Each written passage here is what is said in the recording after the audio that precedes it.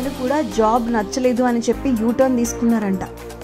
రీసెంట్గానే birthday celebrate చేసుకున్న birthday boy గురించి చెప్తున్నా.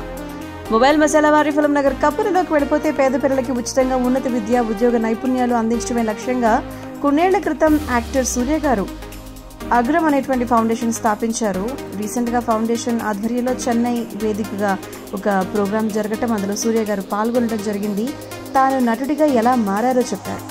నిజానికి మన మనసే ఒక స్టీరింగ్ లాంటిది. గోల్ వైపు అది మళ్ళీ విధంగా చేయాల్సిన బాధ్యత మనదే ఉంటుంది. స్కూల్ లేదా కాలేజీలో ఉన్నప్పుడు నేనేమీ సాధించలేదు. చదువు పూర్తయిన తర్వాత ఒక గవర్నమెంట్ పరిశ్రమలో నేను పనిచేశాను.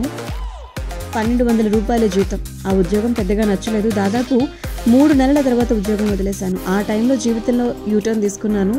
నటుడిగా మారాలి అని చెప్పి డిసైడ్ అయిపోయాను. షూటింగ్కి 5 రోజుల ముందు వరకు నేను యాక్టర్ అవుతాను అంటే నన్ను నేనే నమ్మలేదు.